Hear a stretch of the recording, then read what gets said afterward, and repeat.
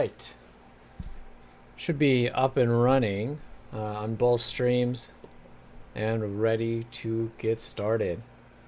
Good afternoon. This is Ifan from the Strategic Day Trader, and this is your market wrap for April 1st, 2021. SPY up 1%. New highs there, all-time highs for the SPY. Qs, and confirming the bullishness here. Okay. Now, as we've been talking about the last couple days, we've been the Qs have been transitioning out of this weakness here, hourly starting to pick a direction, daily starting to pick a direction, and kind of confirming the alignment here that we have on the weekly. Okay, so we definitely saw this happening, anticipated this to be the case here, as today.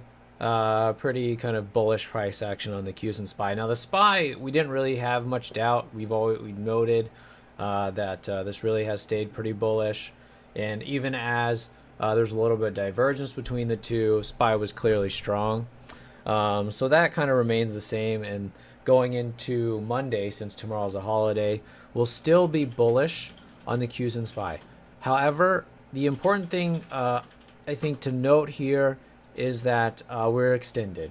Okay, so I won't be surprised if Monday we get a gap down, or you may see it tomorrow in the pre-market or in the futures, just because we're a little bit extended here on this move up. A few bars up in a row on the SPY and the Qs, but overall bullish. It would have to be a pretty large, almost catastrophic gap for that to really change the picture in the Qs and SPY.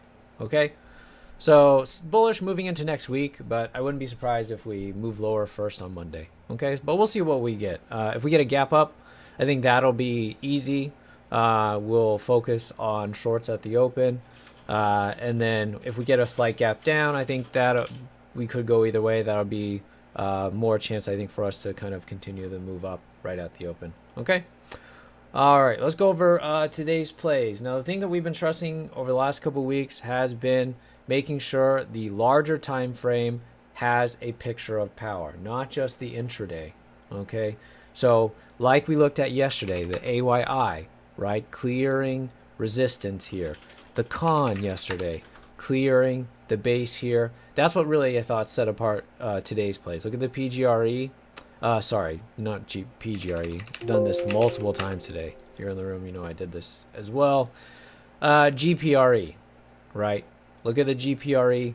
Look at the CONN, right? This is what we want to focus on. UTHR today, also, I thought this was the best gap up. Clearing, a little bit more like the AYI. Okay, clearing the resistance here. So, we're going to have we had a lot more of these maybe gap ups that had like resistance up above. Like I think, let's see what the RLX, that's a pretty small gap. That's not the best example there. But like the NIO, yeah, so more like this, gapping up into this resistance, right? So they're tougher. You'll probably get some follow through here and there on the intraday. I think MU was also a gap up, but still had resistance in the way. So while the intraday is going to have some decent patterns here and there, the focus really to set these apart. So why play, the GPRE or the UTHR instead of the MU is the daily chart. Okay, so I think it's easy, especially if you're a day trader, to look at the smaller time frames, or even kind of the smaller scalpier time frames, and lose sight of the larger time frames. What we've been focused on and what I've been seeing make the difference as far as how much follow through you get, the chance for the bigger plays, has been what does it look like on the larger time frames. Okay, and I thought more of that today.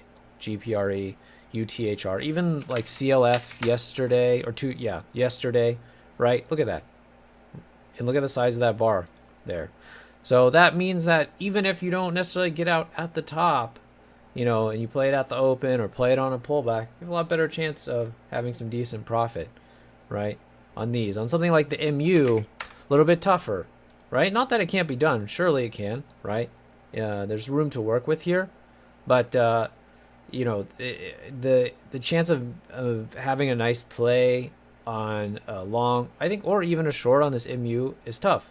GPRE, pro gap up, playing it long, you have a lot more kind of room for error there and to do well. Okay. So that's still going to be the plan going into next week. There are some environments like end of last year, beginning of this year, where you can play a little bit more anticipatory as far as the entries and the follow through. Like this LTHM, not very good, but it's trying to transition. But right now, that's not what I'm seeing. Like, we want the resistance to be taken out and not to be too aggressive in thinking, okay, once I get in it, eventually it'll take it out and then it'll be fine, right? So this will remain be the focus going into next week. Want to make sure the daily supports a nice intraday move. Okay, and then we're about 2 weeks out from earnings season. When we get to earnings season, the focus will probably be a little bit more on momentum, a little bit more on shock value. Notice like GPRE, UTHR, a little bit lacking in shock value. Not that there isn't. You can see this last few days we're moving down, but we're not seeing like negations of big red bars, right? So I anticipate that as we get to earnings season, we'll see a little bit more of that. All right, but we'll see. Okay. So I hope you did well today. We will be back at it on Monday.